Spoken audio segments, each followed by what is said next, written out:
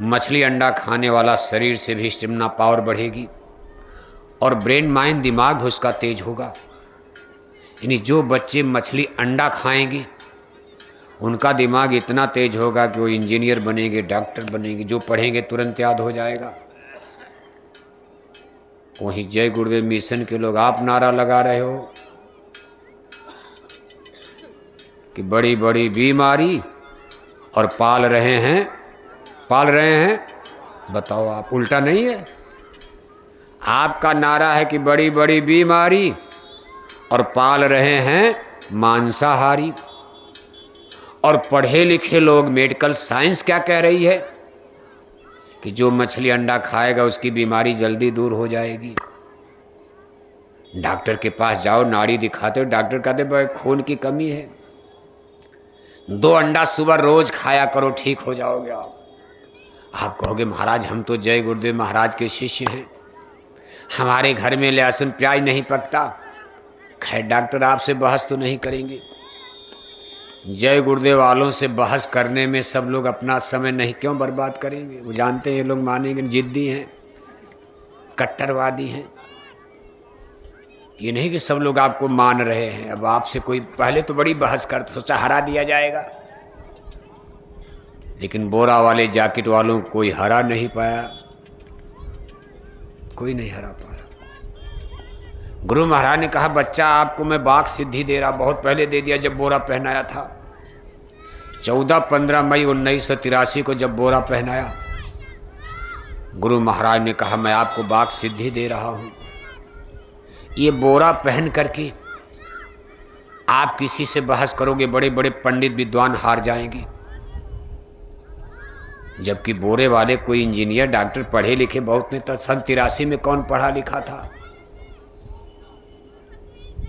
83 में इतना ज़्यादा तो शिक्षा का डेवलप नहीं, 40 साल पहले। बोरा वाले कोई रिक्शा खींच रहा, कोई ठेला खींच रहा, कोई मजदूरी कर रहा, कोई कक्षा 5 फेल, कोई कक्षा 8 फेल, कोई कक्षा 10 फेल।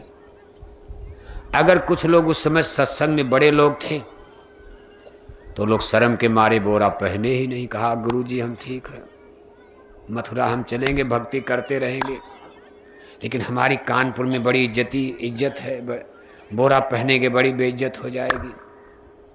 कुछ बेचारे तो बोरा पहने, छोटे छोटे बच्चे पढ़ रहे थे।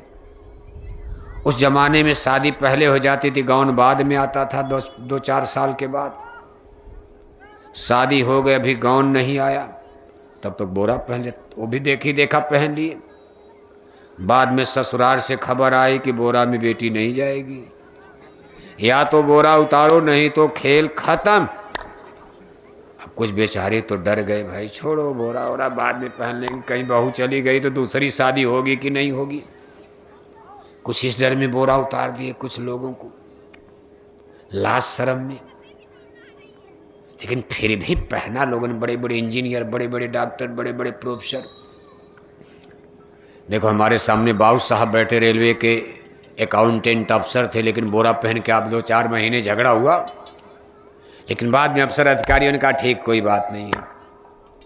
बाद में मान लिया कि भाई अगर सिख लोग पगड़ी बांध करके कलेक्टर हैं, पगड़ी बांधते हैं, कोई सिख सरदार अगर एसपी बन जाए पगड़ी बांध देता है, एमपी एमएलए बन जाते तो पगड़ी बांध करके संसद में आते हैं, तो ये मान लिया गया भाई बोरा वालों को क्यों रोका जाए, भले इंजीनियर डॉक्टर पहनने तो बोरा, इनको क्या फर्क पड़ता है, इनको पढ़ाना है कि कपड़ा देखना है। तो कुछ चीज़ को जैसे मिलिट्री में जाना तब तो बोरा पहन कोई फौज में जाएगा, वहाँ तो आपको फौज, लेकिन फौज से नौकरी से निकलने के बाद बोरा पहनो आप घर में। इस तरह से एक एग्रीमेंट हो गया, अधिकारी कर्मचारी सबने सपोर्ट कर दिया, कभी इनको नौकरी से न निकाला जाए। नौकरी ड्यूटी में जो इनकी यूनिफॉर्म वर्दी इसको पहनेंगे, लेकिन अपना टाट बोरा झोला में रखे रहें। ज्यों ही ऑफिस से निकलेंगे, 4 बजे 3 बजे छुट्टी हो रही, अपना बोरा पहन लें, कोई बात नहीं है। कुछ ऐसी नौकरी थी जिसमें बोरा भी, जैसे मास्टर हैं, प्रोफेसर हैं, बच्चों को पढ़ाना है, कहा बोरा पहन के पढ़ाओ, कोई बात नहीं। वहाँ यूनिफॉर्म तो कोई है नहीं कि मास्टर धोती पहन के आएंगे, कि पैजामा पहन के आएंगे, कि टाई लगा के आएंगे, कोई भी। तो बहुत से लोगों ने पहना भी, लेकिन बड़े लोगों ने बहुत ज़्यादा नहीं पहना। टाट बोरा ज़्यादातर छोटे छोटे लोगों ने, जिनको कोई हंसे चाहे उनकी पहले में क्या इज्जत उनकी है। उनकी गांव में कोई इज्जत थी ही नहीं, तो उनको बेइज्जत कोई क्या करेगा। 4 गाड़ी रोज वैसे मिलती थी। ठेला खींच रहे, मजदूरी कर रहे हैं, कोई नौकरी कर रहे हैं गरीबी में। लेकिन जब वो लोग बात करते थे, कहीं बोरा यहाँ फटा, कहीं यहाँ फटा। बड़े बड़े पंडित विद्वान जब बोरा वालों से भिड़ते थे, कभी क्या बोरा पहन लिया। और जब बोरा वाले अपना लेक्चर सुनाते थे, प्रवचन, तो बड़े बड़े कानपुर के पंडित विद्वानों ने हाथ जोड़ अरे कहा, महाराज आपसे बहस करना ही बेकार, बाबा जाओ अपना बोरा ओरा। अब तो कानपुर में कोई बहस नहीं करता। जो ही आप मथुरा जाते थे, कानपुर ट्रेन में बैठते थे, 2 किलोमीटर ट्रेन नहीं गई तब तक बहस शुरू हो गई। सामने बैठे वाला कुछ टोक दिया, बाबा जी अपने मलमल पहनते हैं, चेला को बोरा पहना दिया, ये कर दिया वो कर दिया, नेताजी सुभाष चंद्र बोस है। अरे हमने कानपुर के फूल बाग में देखा था, बड़े जूते चप्पल, बहस। जब बोरा वाले टूटते थे तो बस उस सीट के नीचे चले। अरे कहा, बाबा माफ़ करो माफ़ करो, अब हम आपसे बहस नहीं करेंगे, अब तो मथुरा आ गया, चलो उतरो उतरो उतरो उतरो जल्दी आप। बहुत लड़ाई हुई बेचारी। कोई लाठी डंडा तो चलाना है, आगे भी नहीं चलाना। क्रांति तो करनी है। जय गुरुदेव मिशन कोई कथा कीर्तन नहीं है। कथा कीर्तन तो बहुत हो गया भारत में। बहुत आपने रामायण पढ़ लिया, बहुत आपने गीता पढ़ लिया, बहुत आपने दशहरा दिवाली मना लिया, बहुत आपने गंगा जमुना की आरती कर लिया। ये सब तो बहुत हो गया अब। लेकिन सारे धर्म कर्म करने के बाद कानपुर में शराब पीने वाले घटे कि बढ़े, मछली अंडा खाने वाले कानपुर में घटे कि बढ़े।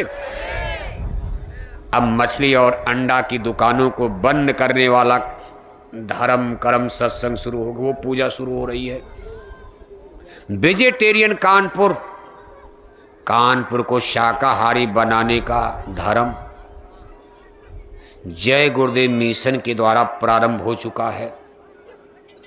इसलिए जय गुरुदेव मिशन एक रिवोल्यूशन है, क्रांति है, इनकलाब है। जय गुरुदेव मिशन कोई कथा कीर्तन मत समझना कि कोई कथा कीर्तन करके दान दक्षिणा लेकर चले जाए। ना ना ना, जय गुरुदेव मिशन वाले आप लोगों का पीछा छोड़ने वाले नहीं। जब तक शाकाहारी नहीं बन जाओगे तब तक जय गुरुदेव मिशन आपका पीछा छोड़ने वाला नहीं है। हम मर जाएंगे। युवा संगत तैयार हो रही है, रिवॉल्यूशन खत्म नहीं होगा। आज हमारे लाखों सत्संगी मर गए, क्या प्रचार कमजोर हो गया? आज कानपुर में सैकड़ों नहीं हजारों मर गए। जय गुरुदेव मिशन कोई आज का तो है नहीं, 70 बरस से ज्यादा गुजर गया। आज कानपुर में देखो हजारों प्रेमी हमारे बड़े बड़े अच्छे अच्छे लोग सोचते थे क्या होगा मिशन का, ये चले जाएंगे हो जाएगा। अरे किसी के आने जाने से क्या होता है? भगवान राम चले गए, दुनिया चल रही है। भगवान श्री कृष्ण चले गए, दुनिया चल रही है। महात्मा गांधी, नेताजी सुभाष चंद्र बोस चले गए, दुनिया भारत नहीं चल रहा। बड़े बड़े प्रधानमंत्री मुख्यमंत्री मरते जा रहे और नए नए मुख्यमंत्री प्रधानमंत्री। लोग कहते थे ये प्रधानमंत्री मर जाएंगे, भारत का क्या होगा? ये मुख्यमंत्री चले जाएंगे तो यूपी का क्या होगा? तब तक उनसे अच्छे प्रधानमंत्री देखो, माननीय मोदी साहब, माननीय जोगी साहब की कितनी बढ़िया जोड़ी आ गई। जोड़ी भी बढ़िया, मोदी और जोगी, माननीय मोदी साहब, माननीय जोगी साहब। और शुभ संजोग देखो, न उनके कोई बेटा बेटी, न इनके कोई बेटा बेटी, न उनके कोई दाएं न बाएं, न इनके कोई दाएं बाएं, न आगे पीछे कोई रोने वाला न गाने वाला, चाहे माननीय मोदी साहब, माननीय जोगी साहब। और दोनों लोग वेजिटेरियन, शाकाहारी कहा जाता। माननीय मोदी साहब, माननीय जोगी साहब बीड़ी तक नहीं पीते, बड़ी बात है। वैसे उनके भी राज में मुर्गी पालन मछली पालन तो चल ही रहा है, बंद थोड़ा न हुआ। लेकिन वो लोग अपने व्यक्तिगत लाइफ में, जीवन में ये बहुत बड़ी बात मानी जाएगी। नेता लीडर बनकर दिल्ली लखनऊ की इतनी बड़ी गद्दी और शक्ति पाकर धर्म कर्म बचना बड़ा कठिन हो जाता। आपने तमाम एमपी एमएलए आपने कानपुर से भेजा, ये लोग वहाँ पहुँचकर क्या करते? बोतलें पीते रहे, भारत माता की जय बोलते रहे और विदेशी बैंकों में खाता खोल। सब एमपी एमएलए जाकर वहाँ दारू पीने लगे दिल्ली लखनऊ में। इसलिए इस मामले में माननीय मोदी साहब, माननीय योगी साहब काबिले तारीफ है, उनकी तारीफ करनी पड़ेगी। और वो लोग पहले से शाकाहारी हैं और गद्दी पर जाने के बाद भी शाकाहारी। लेकिन कुल मिलाकर के कानपुर कैसे अब शाकाहारी? 2 आदमी के शाकाहारी बनने से क्या होगा? मतलब माननीय मोदी साहब, माननीय योगी साहब तो ठीक हैं, लेकिन उनकी बजरंगी ब्रिगेड तो गड़बड़ है। दिन भर बोलेंगे जय श्री राम, जय श्री राम, जय श्री राम, और शाम को लिया 200 ग्राम टनाटन हो गए। कानपुर में बजरंगी ब्रिगेड है, लखनऊ में बजरंगी ब्रिगेड है। माननीय मोदी साहब, माननीय योगी साहब की बजरंगी ब्रिगेड तो हर गांव गांव जिला जिला में बनी है, लेकिन उसमें भी वही गलतियां हो रही हैं। जय श्री राम, जय श्री राम, और शाम को लिया 200 ग्राम टनाटन अंडे खा रहे, शराब पी रहे। भगवान राम की बजरंगी ब्रिगेड में हनुमान, अंगद, जामन, सुग्रीव शराब पीते थे? भगवान राम की बजरंगी ब्रिगेड में हनुमान, अंगद, जामन, सुग्रीव मांस खाते थे? लेकिन माननीय मोदी साहब, योगी साहब की बजरंगी ब्रिगेड तो गड़बड़, आशा नजर नहीं आ रही। इसलिए इन लोगों से भी कोई बहुत आशा। और कुछ मामले में आप देखो, स्कूल अस्पताल ये तो सब चलता रहेगा। सड़क बनवाना, स्कूल बनवाना, अस्पताल बनवाना, फैक्ट्री लगवाना, कानपुर में कारखाना लगवाना, गंगा माता पर 2-4 बड़े बड़े पुल बनवा देना, बड़े बड़े फ्लाईओवर बनवा देना। ये तो कोई सरकार आएगी करेगी, सोशलिस्ट करेगी, कम्युनिस्ट आए, कांग्रेस आवे, रिपब्लिकन आवे, डेमोक्रेट आवे, क्या वो लोग बैठ के घंटा हिलाएंगे? कोई भी सरकार आएगी स्कूल अस्पताल बनाना उसका कर्म है। लेकिन आज ऐसे सरकार की इंतजार हो रही है कि जो हमारे सनातन धर्म को बचा सके, सनातन धर्म की रक्षा में साधु महात्माओं का साथ दे दे, सहयोग दे दे। भारत के सभी साधु महात्मा आज दिग्भ्रमित हो चुके हैं। ये अपने अपने मठों में बैठ जाएंगे चुपचाप, कोई जनता में जाकर कुछ कहता नहीं है। कथा सुना देंगे, दान दक्षिणा लेकर घर चले जाए, अंडा खाओ चाहे मछली खाओ, चाहे जहन्नम में जाओ चाहे नरक जाओ। पंडित पुरोहित को दान दक्षिणा से मतलब है कि शाकाहारी बनाने से मतलब। लेकिन जय गुरुदेव मिशन देखो, इसके लिए दृढ़ संकल्प हो चुका है।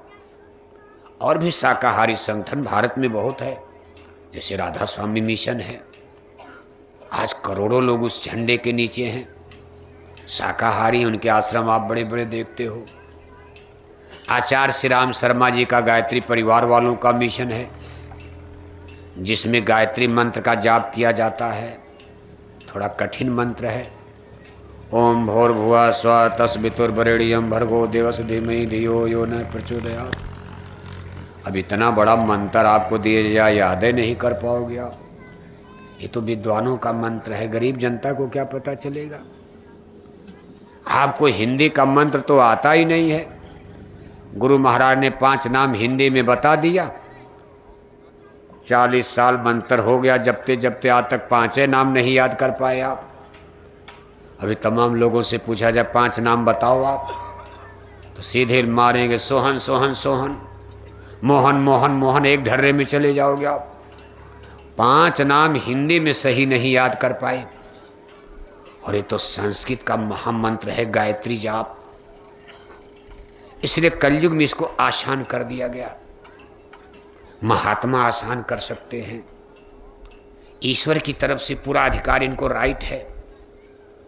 इसीलिए कहा मंत्र मूलम गुरुर्वाक्यम। संतों के वचन वाणी ही महामंत्र बन जाए। जितने महामंत्र हैं, कोई ऋषि मुनि महात्माओं ने ही तो लिखा पढ़ा है। समय के अनुसार जनता की परिस्थिति का, जैसे डॉक्टर को पूरा अधिकार है, बीमारी के अनुसार दवा देगा। मेडिकल स्टोर में दवा तो सब रखी है। अब आप अपने मन से दवा खाओगे तो मर ही जाओगे, क्योंकि बीमारी कुछ, दवा खा लिया कुछ। लेकिन डॉक्टर आपको बीमारी के अनुसार दवा देगा। 4 दिन आपने दवा खाई, बीमारी में कमी आ गई, डॉक्टर दवा बदल देगा। 1 महीना के बाद डॉक्टर फिर दवा बदल देगा, कहेगा भाई अब ये दवा खाओ आप। ऐसे इस संसार में महामंत्र भगवान को पाने का, मोक्ष मुक्ति का, ये संतों महापुरुषों को अधिकार है।